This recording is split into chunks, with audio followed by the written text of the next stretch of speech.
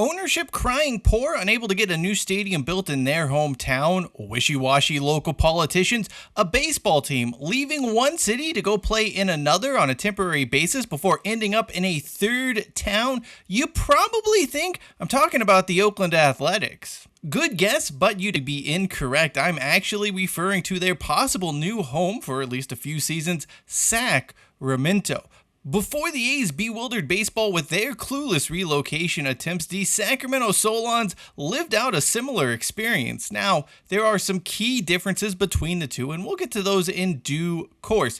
Just know, before the Athletics bungled their way out of Oakland, the Solons did it first in Sacramento. The saga begins in 1958, the same very year Lou's Burgers opened in North Highlands, California, my old stomping grounds. The first iteration of the Sacramento Solons was winding down. The team would move in 1960, leaving Sacramento without professional baseball. However, the folks in town could at least drown their sorrows in one of Lou's legendary milkshakes. Good back then, great still to this day. The Solons would return in 1974 when the Eugene AAA franchise relocated to Sacramento. Unfortunately, the team did not have a new stadium in place and were forced to host games at the woefully inadequate and illegally dimensioned Hughes Stadium as owners tried to cobble together a stadium plan. They were in a race against the clock and lost handily when it was announced Hughes Stadium would close for renovations in 1977,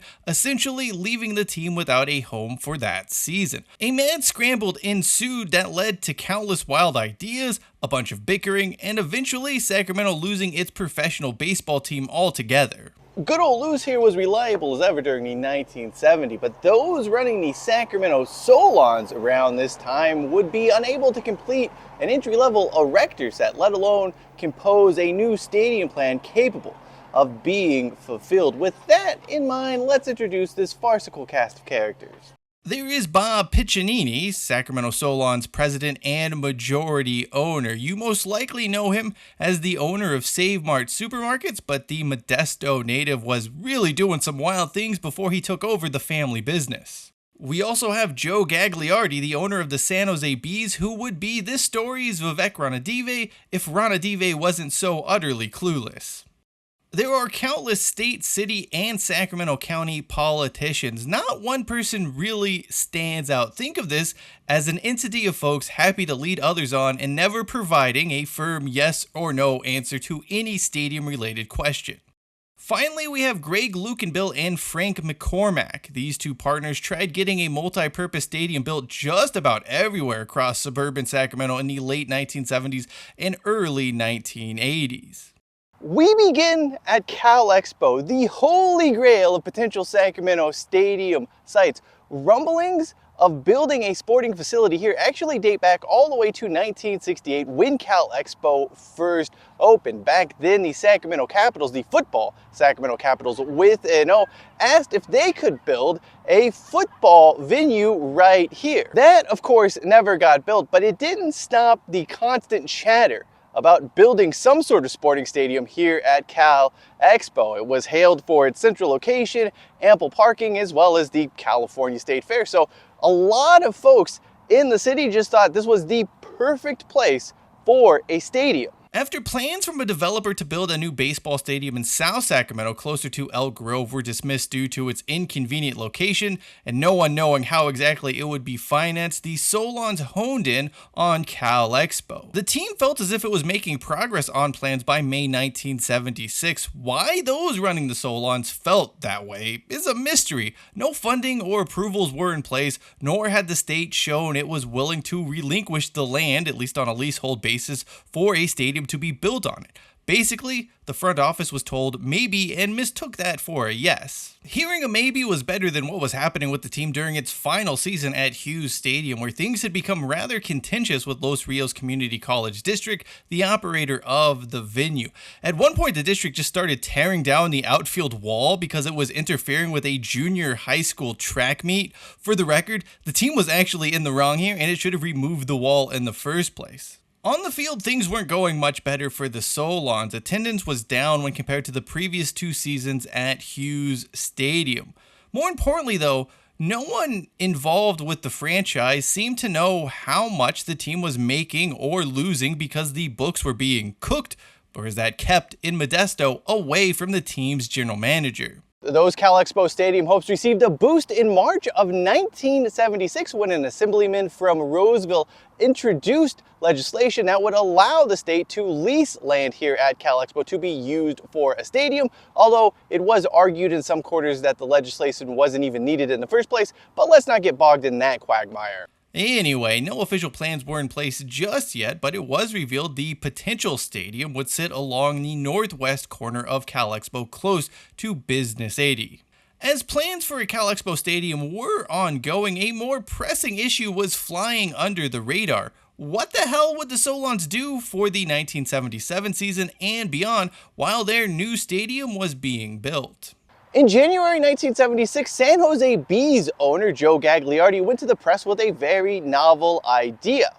San Jose, his town, could have the Solons temporarily for a few seasons, while Sacramento, in exchange, would get his single-A ballpark, which would play right here at Renfree Field on Auburn Boulevard, right down the street from Watt Avenue. Yes, I kid you not, a professional baseball team, I mean single-A admittedly, but a professional baseball team nonetheless would have played right here on Auburn Boulevard. At the time, Renfree Field was used by various high schools and beer leagues. It had lights and did a job, but was far from a professional setup. Gagliardi suggesting it seemed odd at the time, but his motives were clear. He wanted to get his hands on a AAA team at all costs, and if he had to lie, so be it. The 1976 season comes and goes, and then it hits the fan for Solon's ownership at this point. The Texas Rangers pulled their affiliation for the 1977 campaign. A new stadium at Cal Expo wouldn't be completed until 1978 at the absolute earliest, meaning they needed a place to play for one and probably more seasons. But worst of all, the team was losing money hand over fist. Sacramento finished last in attendance for that 1976 season, and it didn't seem to have the money needed to solve any of its problems. That is when the team went hat in hand to the city of Sacramento asking for $200,000 to turn an 800-seat Scholastic venue into a 2,000 to 3,000 seat temporary baseball venue. This was done for a couple of reasons. Piccinini's response as to what would happen to Renfree Field once the Solons had a new place to play was something along the lines of, the city will have two great professional quality ballparks, and wouldn't that be swell? No one else seemed to agree, and even today that logic seemed tenuous at best. None of this mattered when the city actually did proper research into the cost of renovating Renfree Field. It turns out the team's estimate of $200,000 was make-believe. It was just fantasy. More than $500,000 would be required to make the stadium ready for professional baseball come 1977. The survey found the project wouldn't even come close to providing a return on investment. In fact, it wouldn't even come close to breaking even. The city, unsurprisingly, said thanks, but no thanks to the Renfree Field proposal. Not that any of this matters. Solon's ownership had been pursuing parallel paths the entire season with San Jose. Gagliardi eventually got his wish of having a AAA team in San Jose, but it was only leased from Bob Piccinini, who still held on to plans that Sacramento would eventually have a Cal Expo stadium ready in a few years' time. This created an unprecedented situation and one that seemed destined to end poorly. The lease of the Solons to San Jose covered 3 seasons, which Piccinini believed would be enough time to get that new stadium in Sacramento built. Gagliardi, for his part, mostly assumed this would be a lease to buy arrangement and shipped his single-A franchise off to Stockton. The backroom dealings and lack of transparency surrounding Sacramento's temporary relocation to San Jose left a bad taste in everyone's mouth in the capital. Backlash against the stadium was beginning to appear around this time as both local politicians and residents weren't convinced the Solons would even return if that new stadium was built. The club, holding a massive clearance sale, didn't exactly scream, "We believe in the market." As the Solons were finding their way to San Jose, the ball club's other owners, the minority owners, were growing more curious about the finances of the franchise. No one seemed to know what exactly was happening with the books. The first hint things were bad came early on in 1977 when the team offered items that had been left in Hughes Stadium as payment for back rent owed to Los Rios Community College District. 2 days later, the other shoe dropped. Solons ownership had a whopping $32 in the bank and owed $156,000 in outstanding debts. Everything was laid bare when Piccinini and the other minority owners had a meeting in which the future Save Mart boss tried to claim the leased out franchise with no funds in the bank still had value and that everything would change when that new stadium at Cal Expo was built. The minority owners would later go on to claim they had never ever received accurate financial figures from Piccinini, who just led them around the entire time. The majority owner's rebuttal? Well, he had a potential buyer in line who was willing to acquire the Sacramento Solons, assuming the Cal Expo Stadium project could get over the line. If that was the case, then everyone could cash out. No one really seemed to know what the hell was happening with this entire situation. Some folks in Sacramento wanted to bring a single A team to town, believing the market was left open as the Solons were playing in San Jose. Of course, no one there actually owned the team. That ownership was still held by a group in Sacramento. Anytime anyone asked minor league baseball about what exactly was happening in Northern California, the response was, "Let me get back to you." By spring 1977, Piccinini just vanishes as it relates to the Solons. Debts are still unpaid, and the minority owners have not been informed as to who wants to purchase what at this time is simply a lease to a AAA franchise playing in San Jose and a stack of debt. With the majority owner holed up in a bunker somewhere in Central California and the Solons off in San Jose, another group emerged wanting to bring a Pacific Coast League franchise to Sacramento. They had no interest in buying the lease from Piccinini and were simply willing to fight him over territorial rights. Their bid hinged on getting a new stadium at Cal Expo, and in particular, getting the rights to parking and concessions at the new ballpark here. Those were the key revenue drivers for minor league baseball at the time. It was all about getting that parking money and getting that concessions money. As far as tangible progress on a new facility was concerned, well, about all there was to report would be adding the word all after that big fat F right there. An estimated cost of $4 million was floating around, but that was really about it. In the fall, City Supervisor Pat Malarkey went as far as saying everyone involved needed to get their act together. But with the Solons playing elsewhere, no one seemed all that bothered to move the project forward, both in the private sector as well as on the government side of the equation. As it turns out, the state never truly wanted to have a stadium here at Cal Expo, at least at that time. That explains why no progress was made to get this project off the ground. Seemingly out of the blue, though, a new site emerged for the Sacramento ballpark. Actually, it's not really a new site, they just dusted off an old location. Renfree Field, that's right, this was going to become a $4 million sporting facility. It would have the baseball stadium as well as adjacent fields, and there's going to be a lot of flexibility for what types of sports they could play here. These plans, though, did not last very long.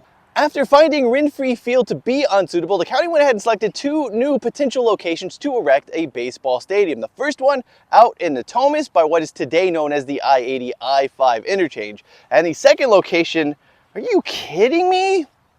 Well, the second location is one I just really loathe, hate, do not want to drive to, but let's do it. Bradshaw Road. Believe it or not, yes, the location was Bradshaw Road. The county of Sacramento actually held a whole bunch of land out here, so it was easy for them to parcel some out. There were other benefits to placing a stadium here. It's close to Highway 50, so while some road widening would be needed, they need to build more on-ramps or on-ramps capable of handling the traffic. Some sewage and water upgrades were also needed, but this site here on Bradshaw Road, really from here to about Happy Lane, was seen as the best or most suitable for a new baseball stadium. Interestingly, the $4 million estimate for other stadiums in other parts of the county also held true here. The hope is that one day it would become part of a larger sporting facility with baseball fields, all of that stuff. Plus, you're right down the street from the old drive-in movie theater. What's not to love about that? There were two main concerns about the project. First, Sacramento did not have a PCL team, which meant the stadium risked becoming a white elephant. Second, cost estimates started rising literally days after the site had been selected. Some basic work was done with an architecture firm being selected for the new stadium project, but it was once again derailed before shovels could ever get into the ground when Prop 13 was passed. It was a situation everyone seemed resigned to, and that looked like it was going to be it for Sacramento and the Solons. That was until Piccinini emerged once more to claim, again, someone was interested in buying the Solons and having them played in the newly renovated huge stadium, which, was an absurd idea. No one was buying what he was selling. Piccinini did pull his lease from San Jose, which was a relief for Gagliardi, who had endured 2 money-losing seasons of AAA baseball in San Jose. Around the time that was happening, 2 promoters appeared and wanted to revive the Bradshaw Stadium project. Greg Lukenbill, who would go on to become the first owner of the Sacramento Kings, and Frank McCormack teamed up to finally deliver Sacramento a new baseball stadium, or so they thought. The partners kept making their plans bigger and bigger and bigger, at one point proposing a 32,500 seat multi-purpose stadium here on county property along Bradshaw Road. That was despite the fact they had no professional sports team to play at their proposed venue. Hell, by 1978, Sacramento wouldn't even have a AAA baseball team. As mentioned previously, the Solons' majority owner reclaimed his team from San Jose and put them on the market almost immediately. He would not wait long to find a buyer, and the club was sent packing to Ogden, Utah by year's end. That wasn't without a fight. Both Solons' minority stakeholders and those owning PCL clubs did not exactly think this was a good idea. Various plans to keep the team in Sacramento, including playing at Cosumnes River College and Renfree Field again, were mentioned. Some suggested drawing up alternate schedules, one with Sacramento and one without, as a backup plan. Despite these efforts and just about everyone saying this was a bad idea, just as leasing the team to San Jose was a bad idea, the ball club eventually made its way to Utah. Sacramento was left with no team, no stadium, and some wild plans from Lukenbill and McCormack. They made no headway on building a stadium here on Bradshaw Road, although that did not stop Piccinini from offering Lukenbill ownership of the Solons. He claimed the new owners in Ogden hadn't paid him yet, and he could take back the franchise and have them serve as a tenant at this new facility. No one was buying what he was selling again, and wouldn't until he made Save Mart a household name in the Central Valley. As for Lukenbill and his partners, they would run into some resistance. The community around Bradshaw rejected any notion of building a stadium near their homes, and he pivoted back over to Natomas, eventually cobbling together plans for a $20 million multi-purpose stadium. Voters told him thanks but no thanks in September 1979, what she said was a shock and due to voter confusion. They tried again though in 1980, but they had absolutely no luck getting this project, the stadium project in Natomas, off the ground. Eventually, Lukenbill and his partners chose to focus on an indoor arena, and you already know the ending to that story.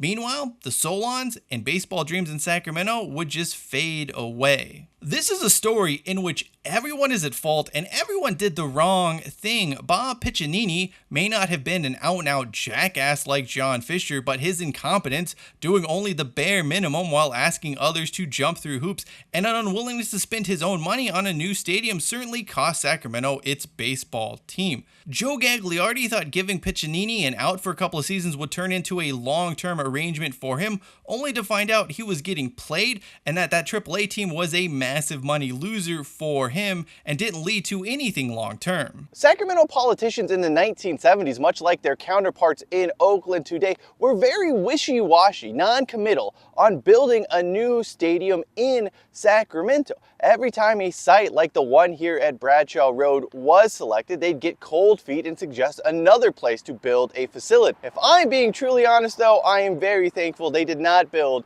this stadium along Bradshaw Road. That would have been absolutely absurd.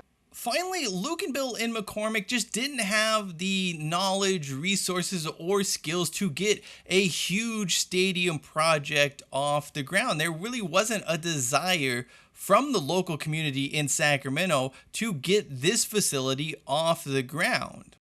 For anyone in Sacramento thinking the A's playing here temporarily is a good thing, well, history tells us otherwise. Our AAA team left, and we wouldn't see professional baseball in the town for more than 20 years. San Jose then lost the AAA franchise and couldn't even keep a hold of its single-A ball club, which returned when the Missions left before going away a few seasons later. Heck, even Ogden didn't keep a hold of its newfound baseball team. They would move to Edmonton 2 seasons after arriving. The two scenarios are not like for like in every last way, but you cannot deny the similarities between them.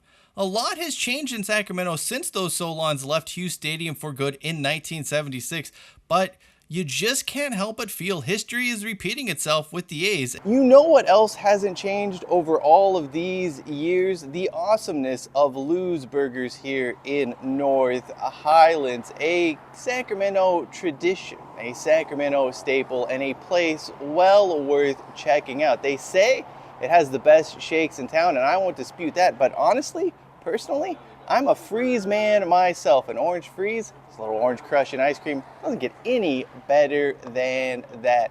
Thank you for watching this video as I tell the tale of the Sacramento Solons leaving our fair city. If you'd like to know more about when the team played at Hughes Stadium with a left field wall that was 232 feet and illegal dimension, check out the video on your screen now. And until next time, I am Shine Hollis. This is the Touchback, and as always, hashtag take it out, the 25.